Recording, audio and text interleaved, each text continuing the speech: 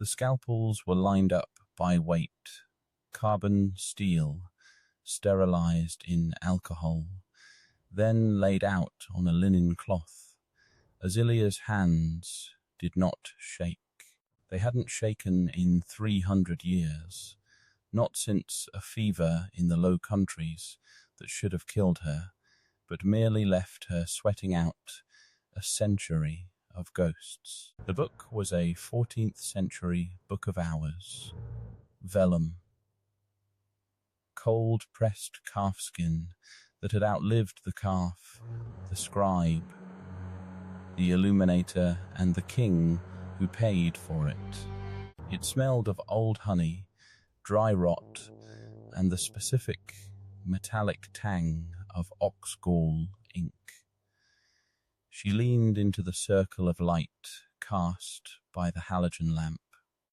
Outside the shuttered windows of the Alfama workshop, Lisbon was a dull roar of fado and diesel engines. Inside, there was only the sound of her own breath and the microscopic scrape of steel against parchment. A fungus had taken hold of the gold leaf on page 42. Unscoured, the Annunciation. The Virgin's face was being eaten by a blooming grey 2 necrophilia. Azelia held her breath. She didn't use a mask. She liked the smell of the rot. It was a reminder that everything else was obedient to time. She was the only thing in the room that wasn't decaying. She scraped. A flake of gold, thinner than human hair, lifted away. Beneath it, the blue of the ultramarine ground lapis lazuli from the Saracen mines shone as bright as the day it was laid down. Her phone vibrated on the workbench. It didn't make a sound, only felt like a dull heartbeat against the wood. She ignored it. It would be George Marlowe. It was always George lately. He'd sent 3 messages since dinner. He wanted to discuss the provenance of a Carolingian script he'd found in the Gulbenkian archives. Or he wanted to drink gin in a bar where the light was low enough to hide how hard he was looking at her. He was the first man in a generation who made her want to break the rule. Never stay longer than 7 years. She was in year 5. The clock was ticking. The Alfama was small. The neighbours were starting to notice that the beautiful restorer in number 14 didn't get crow's feet. They attributed it to good genes and expensive serums. By year 7, they'd call it a miracle. By year 8, they'd start to wonder if she was a ghost. By year 9, the whispers would turn into a different kind of hunger. She knew how the hunger evolved. She'd seen it in the eyes of priests, in the eyes of neighbours, in the eyes of the men who had burned her sisters in the squares of Germany. A sharp, rhythmic scratching came from the base of the heavy oak door. Azelia froze. Her hand stayed perfectly still, the scalpel hovering a millimetre above the Virgin's throat. She listened. The air in the workshop was climate-controlled, dead and dry. The scratch came again, persistent, entitled. She laid the scalpel down. She stood, her joints silent. Most people her age, her real age, would have clicked and popped like a house settling. Azelia moved like water in a glass. She wore a black silk camisole and loose linen trousers. She was barefoot. The stone floor was cold. a sensation she welcomed. It grounded her in the 21st century. An old soul, she moved to the door and checked the monitor of the Ring camera. A grainy infrared view showed the street, empty. The cobblestones were slick, with the mist coming off the Tagus. Then a ginger shape moved at the bottom of the frame. A cat, one-eared, scarred and cynical. She called him Belisarius.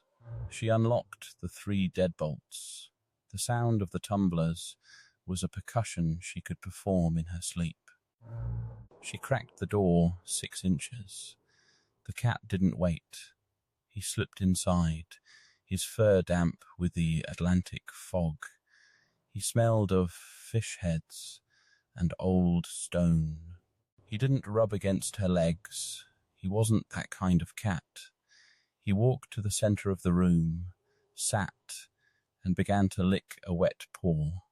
"You're late," Azelia said. Her voice was thin, a used blade. She didn't speak often when she was alone. She went to the small kitchenette in the back Dawn induction burner, a French press, a small fridge. She poured a saucer of cream, real cream. She wasn't an animal.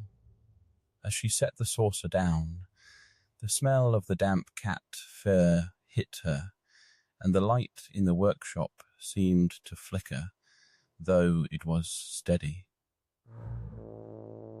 Wolfsburg, 1629. The smell of wet wood. The smell of fear, which is a sharp, acidic scent, like vinegar poured on an open wound. She'd been Maria then, a widow of a dyer. She'd known too much about the properties of belladonna, and not enough about the silence of neighbours. They'd come for her at 3 in the morning, too. Not with a cat, but with torches. The orange light had danced on the walls of her cellar. She remembered the grip of the guards, rough wool and unwashed skin. She remembered the cold weight of the iron shackles. They had a specific taste, iron, always tasted like blood. She'd bitten her tongue as they dragged her across the square. The Prince Bishop was a man who liked order. He liked the way the flames cleaned the city. Azelia had watched 3 women die before they got to her. She remembered the sound they made. It wasn't a scream. It was a huff, a wet, sudden expulsion of air as the lungs collapsed in the heat.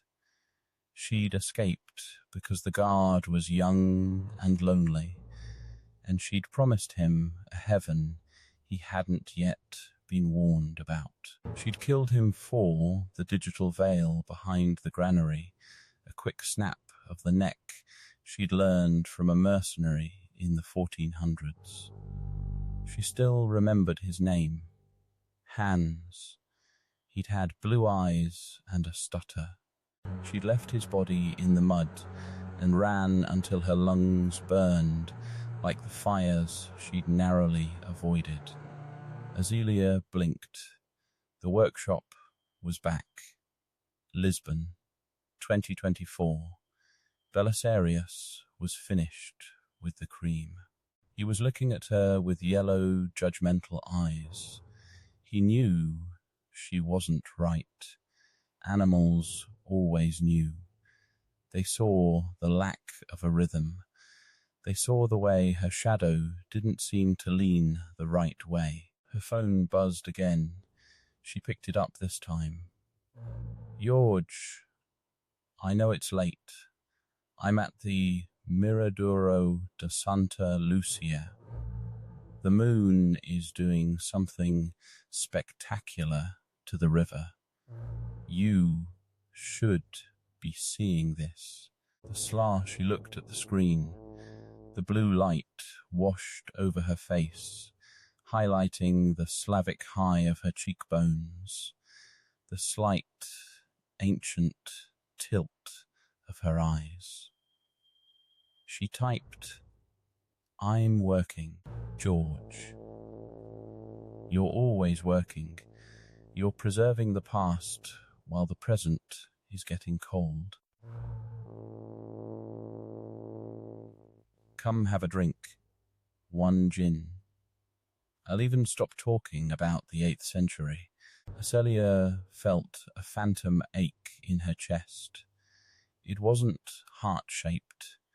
It was the ache of a machine that had been running for too long without oil. She looked at the Book of Hours. The Virgin Mary looked back, her gold leaf halo partially restored, but still fragile. "He's a liar, Belisarius," she whispered. The cat jumped onto a stool, avoiding the sterile cloth, and began to groom his tail.